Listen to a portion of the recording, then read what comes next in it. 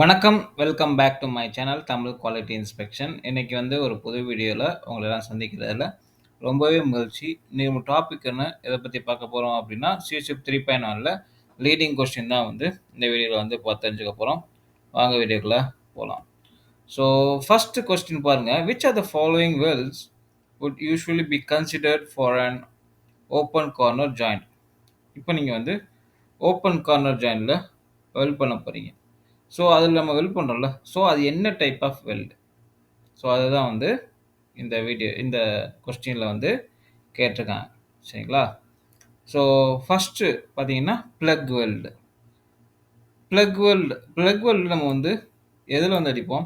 2 பிளேட்டை வந்து மேலே வச்சுட்டு அதில் வந்து நம்ம என்ன பண்ணணும்னா ஒரு ஸ்லாட் எடுத்துட்டு நம்ம வந்து வெல்ட் பண்ணுவோம். ஸோ அது வந்து ப்ளக் வெல்டு. ஸோ எப்படி எப்படி இருக்குன்னா, இது ஒரு பிளேட் வச்சுக்கோங்க. இந்த பிளேட்டில் மேலே ஒரு பிளேட் வச்சுட்டு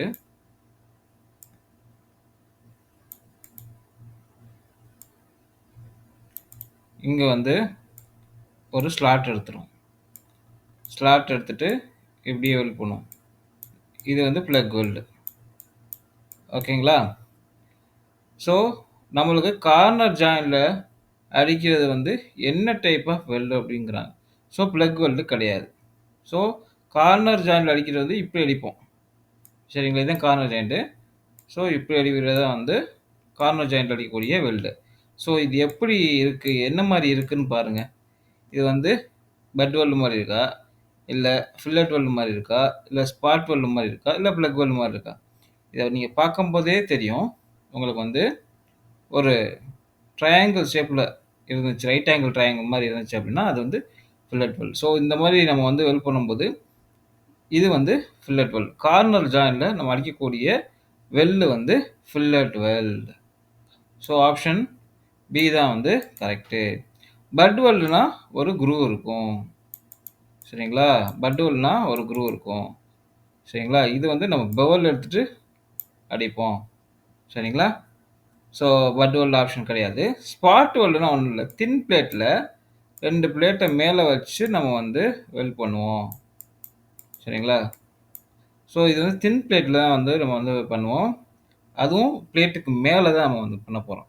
ஸோ கார்னரில் நம்ம வந்து ஜாயின் பண்ணோம்னா அது என்ன டைப் ஆஃப் வெல்டு நம்ம வந்து கன்சிடர் பண்ணுவோம் பார்த்தீங்கன்னா fillet weld. So option C தான் வந்து கரெக்டு. ஓகேங்களா? அடுத்து பார்த்தீங்கன்னா leading question. Which are the following fillet Wells would be considered to have a highest fatigue strength? சரிங்களா? உங்களுக்கு வந்து கீழே வந்து 4 ஆப்ஷன் கொடுத்துருக்காங்க. ஸோ இதில் வந்து ஃபேட்டிக் ஸ்ட்ரென்த் ஹையஸ்ட்டாக இருக்கக்கூடிய ஃபில்லட் வெல்டு வந்து எது அப்படி வந்து கேட்குறாங்க. நம்ம வந்து சேம் டபிள்யூபிஎஸ், அதே மாதிரி வெல்டிங் பேராமீட்டர்ஸ், மெட்டீரியல், சரிங்களா, எல்லாமே சேம். பட் இதில் வந்து உங்களுக்கு வந்து எந்த ஃபில்லட் வெல்டில் உங்களுக்கு வந்து ஃபேட்டிக் ஸ்ட்ரென்த் வந்து அதிகமாக இருக்கும் அப்படின்னு கேட்குறாங்க. ஸோ ஃபேட்டிக் ஸ்ட்ரென்த் எப்படி தீர்மானிக்கிறோம் அப்படின்னு பார்த்தீங்கன்னா, உங்களுக்கு வந்து ஸ்ட்ரெஸ் கான்சன்ட்ரேஷன் இருக்கக்கூடாது. இப்போ வந்து ஃபார் லாங் டைம் உங்களுக்கு வந்து ஒரு ரோல் வந்து ஆக்ட் ஆகிட்டே இருக்குது. ஸோ அந்த இடத்துல வந்து ஸ்ட்ரெஸ்ஸு வந்து ஆக்ட் ஆகும். சரிங்களா? ஸோ அப்படி ஸ்ட்ரெஸ் ஆக்ட் ஆகும்போது அந்த இடத்துல உங்களுக்கு ஷார்ப், உங்களுக்கு வந்து கார்னர் அது மாதிரி இருந்துச்சு அப்படின்னா அந்த இடத்துல அதிகமான ஸ்ட்ரெஸ் வந்து ஆக்ட் ஆகும். ஸோ அதனால் உங்களுக்கு மெட்டீரியல் வந்து நாளடைவில் வந்து சேதம் வந்து ஏற்படும். சரிங்களா? ஸோ எதில் இந்த 4 ஆப்ஷனில் எந்த ஃபில்லட் வெல்டில் உங்களுக்கு இந்த சேதாரம் வந்து கொஞ்சம் கம்மியாக இருக்கும் அப்படின்னு வந்து பார்க்கணும். சரிங்களா? ஃபேட்டிக் ஸ்ட்ரென்த் அதிகமாக இருக்கும், சேதாரம் கம்மியாக இருக்கணும். இதுதான் வந்து கேட்டிருக்காங்க. ஸோ ஆப்ஷன் ஏ வாங்க. 8 mm throat thickness. Throat thickness வந்து 8 mm சொல்கிறாங்க. மிட்டர் fillet weld. So மிட்டர் fillet weld வந்து உங்களுக்கு வந்து இந்த மாதிரி ஸ்ட்ரெயிட்டாக இருக்கும். ஸோ இதில் பார்த்தீங்கன்னா உங்களுக்கு வந்து இந்த கார்னர் வந்து கொஞ்சம் ஷார்ப்பாக இருக்கும். ஸோ ஷார்ப்பாக இருந்தாலே அந்த இடத்துல ஸ்ட்ரெஸ் கான்சன்ட்ரேஷன் அதிகமாக இருக்கும். ஸோ அப்படி ஸ்ட்ரெஸ் கான்சன்ட்ரேஷன் அதிகமாக இருந்துச்சு அப்படின்னா ஃபேட்டிக் லைஃப் கம்மியாகும். ஃபேட்டிக் லைஃப் கம்மியாகும். ஸோ ஃபேட்டிக் ஸ்ட்ரென்த்தும் கம்மியாகும். ஸோ ஃபர்ஸ்ட் ஆப்ஷன் கிடையாது. ஸோ செகண்ட் ஆப்ஷன் பாருங்க. 7 mm throat thickness. 7 mm throat thickness, அது போக 2 mm excess weld metal. 2 mm வந்து அதிகமாக வெல் மெட்டல் இருக்கு. ஸோ இது வந்து கான்வெக்ஸ் ஷேப்பில் வந்து வரும். எக்ஸஸ் வெல் மெட்டல்னா கான்வெக்ஸ் ஷேப்பில் இது வரும். ஸோ கான்வெக்ஸ் ஷேப்பில் வந்து உங்களுக்கு வந்து இந்த கார்னரில் வந்து உங்களுக்கு வந்து ஸ்ட்ரெஸ் வந்து அதிகமாக ஆக்ட் ஆகும். ஸோ ஸ்ட்ரெஸ் வந்து அதிகமாக ஆக்ட் ஆகும்போது உங்களுக்கு ஃபேட்டிக் லைஃப் வந்து கரையும். அதனால் ஃபேட்டிக் ஸ்ட்ரென்த்தும் கம்மியாகும். ஸோ ஆப்ஷன் பியும் கிடையாது. ஸோ ஆப்ஷன் சி வாங்க. உங்களுக்கு பார்த்தீங்கன்னா உங்களுக்கு வந்து கான்வெக்ஸ் ஃபில்லட் வெல்ட் உங்களுக்கு வந்து 10 mm லெக் லென்த். ஸோ கான்வெக்ஸு, அது போக லெக் லென்த் வந்து கொஞ்சம் அதிகமாக இருக்குது. சரிங்களா? ஸோ கான்வெக்ஸ் ஃபில்லட் வெல் இருந்துச்சுன்னா உங்களுக்கு வந்து ஸ்ட்ரெஸ் கான்சன்ட்ரேஷன் அதிகமாக இருக்கும். அது போக லெக் லென்த்து இந்த இடத்துல வந்து உங்களுக்கு வந்து பெருசாக இருக்குது. ஸோ லெக் லென்த் பெருசாக இருந்துச்சு அப்படின்னா உங்களுக்கு வந்து ஸ்ட்ரெஸ் வந்து அதிகமான பிளேஸில் வந்து ஆக்ட் ஆகும். ஸோ அதனால உங்களுக்கு வந்து ஃபேட்டிக் லைஃப் வந்து குறையும். சரிங்களா? இன்னொன்று என்னென்னா, இப்போ வந்து த்ராட் திக்னஸ் இருக்குது பார்த்தீங்களா?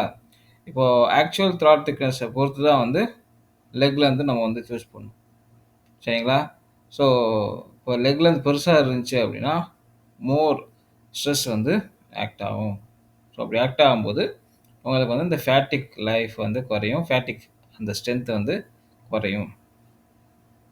சரிங்களா? So concave fillet weld. Concave fillet வெல்டில் வந்து இந்த கார்னர் வந்து ஸ்மூத்தாக இருக்கும். இப்படி ஓகேங்களா? ஸ்மூத்தாக இருக்கும். சரிங்களா? So 8 mm throat thickness with 8 mm throat thickness வந்து சொல்லியிருக்காங்க. ஸோ ஆல்மோஸ்ட் அந்த கார்னரில் வந்து உங்களுக்கு ரொம்ப ஸ்மூத் டிரான்சிஷன் இருக்கும். ஸோ அப்படி ஸ்மூத்தாக இருக்கிறனால உங்களுக்கு ஸ்ட்ரெஸ் வந்து அந்த இடத்துல ரொம்ப அதிகமாக ஆக்ட் ஆகாது. ஸோ அதனால் concave fillet well with 8 mm throat thickness அதுதான் வந்து கரெக்டான ஆன்சர். சரிங்களா? ஸோ இந்த ஃபில்லட் வெல்லில் தான் வந்து ஃபேட்டிக் ஸ்ட்ரென்த் வந்து நல்லா இருக்கும். ஓகேங்களா? அடுத்து பார்த்தீங்கன்னா செகண்ட் கொஸ்டின்.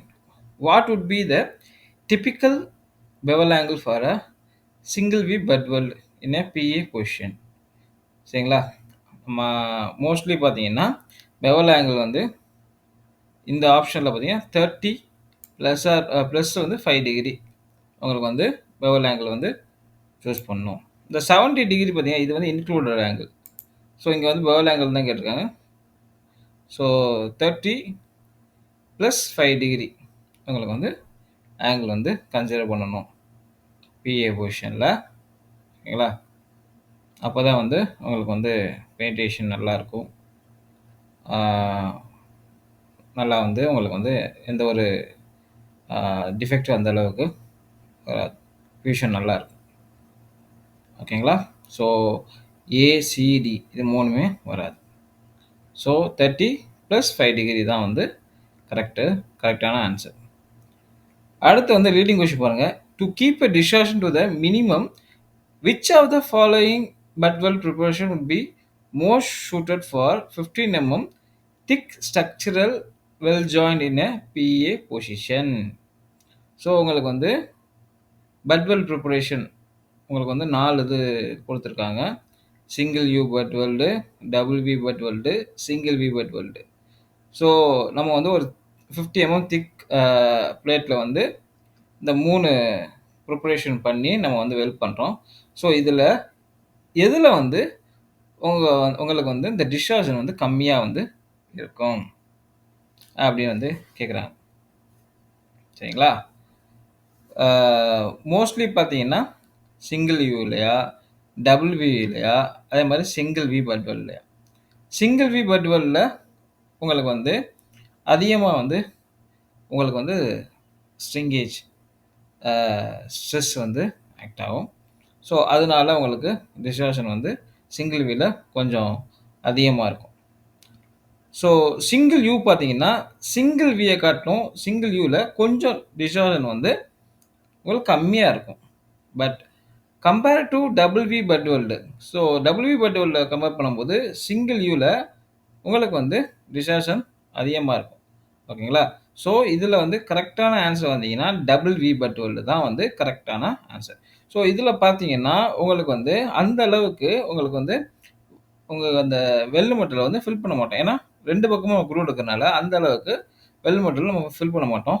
அது அது போக உங்களுக்கு வந்து இந்த ஸ்ட்ரிங்கேஜ் ஸ்ட்ரெஸ் இருக்கு பார்த்தீங்களா? மேலேயும், கீழயும் பேலன்ஸ்டா வந்து இருக்கும். ஸோ, அதனால டிஸ்டார்ஷன் வந்து கம்மியா வந்து இருக்கும். டபுள் வி பட் வெல்ல. சரிங்களா? ஸோ, ஆப்ஷன் பி தான் வந்து கரெக்ட்டு. சரிங்களா? அடுத்து பார்த்தீங்கன்னா 3வது கொஸ்டின் பாருங்க. A fillet well has an actual throat thickness of 8 mm and leg length of 7 mm. What is the amount of excess well metal? அப்படி வந்து கேட்டிருக்காங்க. ஸோ, ஆக்சுவலா உங்களுக்கு வந்து த்ராட் திக்னஸ் வந்து எவ்வளோ இருக்குன்னா 8 mm வந்து இருக்கு. ஆக்சுவலா நம்ம மெஷர் பண்ணும்போது இப்ப. சரிங்களா? ஸோ, நம்மளுக்கு வந்து லெக் லென்த் வந்து 7 mm குடுத்துருக்காங்க. லெக் லென்த் வந்து 7 mm குடுத்துருக்காங்க. ஸோ, நம்ம இப்ப என்னன்னா எக்ஸஸ் வெல் மெட்டல வந்து கண்டுபிடிக்கணும். ஸோ, இந்த லெக் லென்த்த வச்சு நம்ம வந்து ஆக்சுவல் உங்களுக்கு வந்து இந்த டிசைன் த்ராட் திக்னஸ் வந்து கண்டுபிடிச்சிடலாம். சரிங்களா?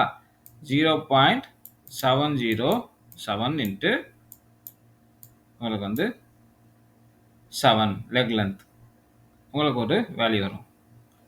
ஸோ, அந்த வேல்யூவோட 8 வந்து மைனஸ் பண்ணோம் அப்படின்னா உங்களுக்கு வந்து எக்ஸஸ் வெல் மெட்டல் எவ்வளோன்னு கண்டுபிடிச்சிடலாம். சரிங்களா? ஸோ 0.707 இன்ட்டு லெக் லென்த் 7 உங்களுக்கு வந்து 4.94 வந்து வரும். ஸோ அதோட 8 வந்து நம்ம வந்து மைனஸ் பண்ணோம்னா 3.05.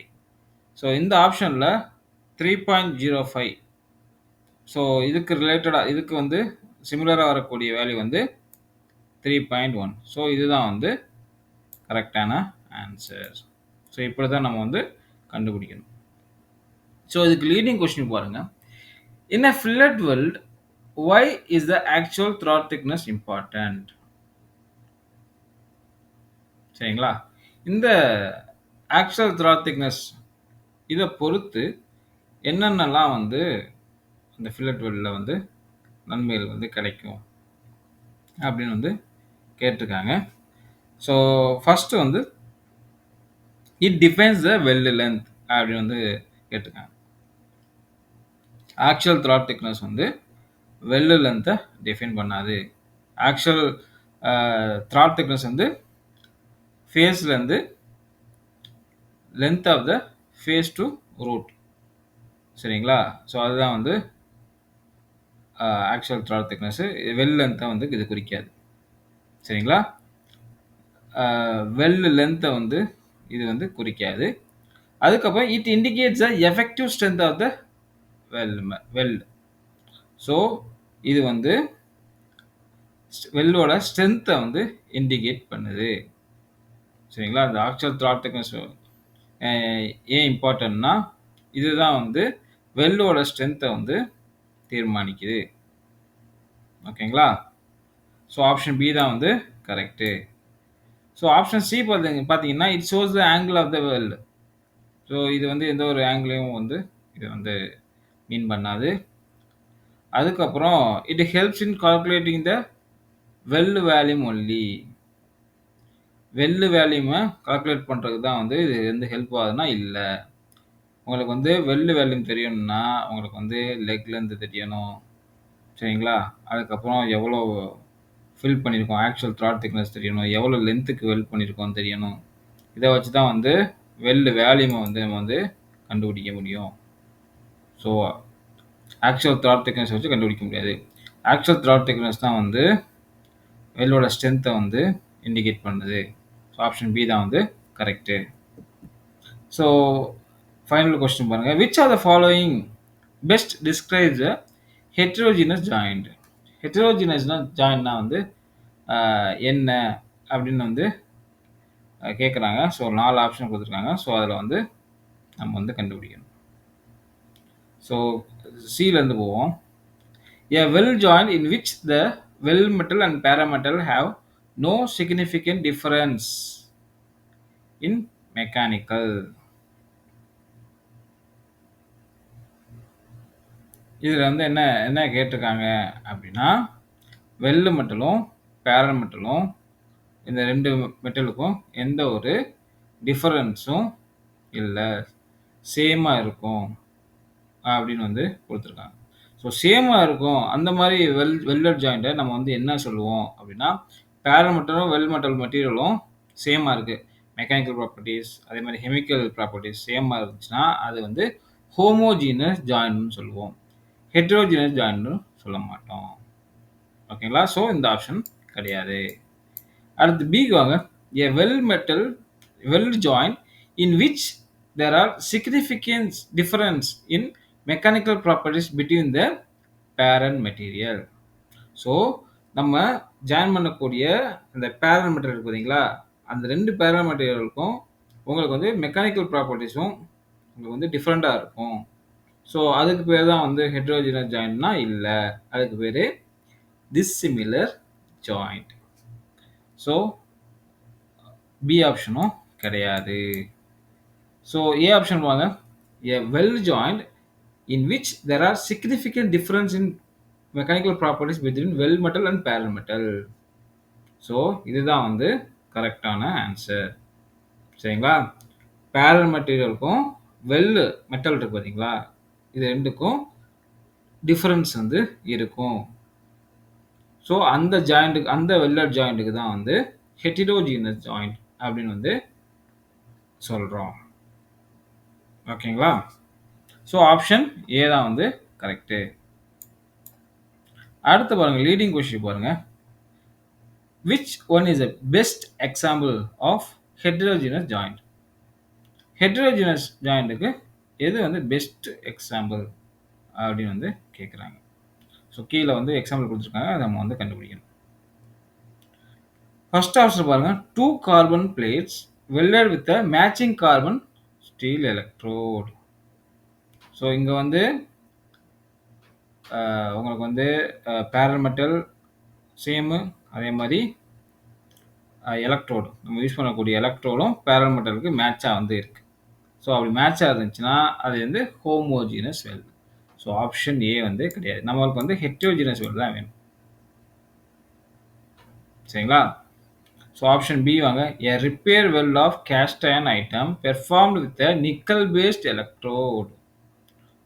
கேஸ்ட் அயனில் உங்களுக்கு வந்து ரிப்பேர் பண்ணுறீங்க, நிக்கல் பேஸ்ட் எலக்ட்ரோடு யூஸ் பண்ணி வெல்ட் பண்ணுறீங்க. ஸோ இங்கே வந்து பேஸ் மெட்டல், அந்த பேரல் மெட்டல் வந்து டிஃப்ரெண்ட் அந்த எலக்ட்ரோடு கம்பேர் பண்ணும்போது. ஸோ டிஃப்ரெண்ட் உங்களுக்கு வந்து material, so mechanical properties, chemical analyse எல்லாம் டிஃப்ரெண்ட்டு. ஸோ இதுதான் வந்து ஹெட்ரோஜினஸ் ஜாயிண்ட். இது இந்த எக்ஸாம்பிள் தான் வந்து கரெக்ட்.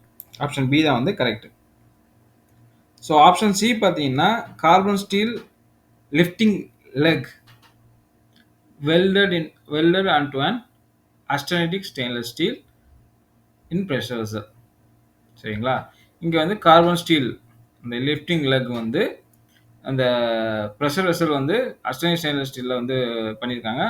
ஸோ அந்த லெக்கு வந்து கார்பன் ஸ்டீலில் வந்து பண்ணியிருக்காங்க. ஸோ ரெண்டையும் வந்து வெல்ட் பண்ணுறாங்க. ஸோ இதுக்கு பேர் வந்து என்னென்னா டிசிமிலர் வெல்டு. உங்களுக்கு வந்து 2 மெட்டீரியலுமே டிஃப்ரெண்ட் காம்போசிஷன் உள்ள மெட்டீரியல். ஸோ இப்படி நம்ம வெல்ட் பண்ணும்போது இது வந்து டிசிமிலர் வெல்டு தான். சரிங்களா? ஸோ ஆப்ஷன் சி வந்து கிடையாது. ஸோ ஆப்ஷன் பி தான் வந்து கரெக்டான ஆன்சர்.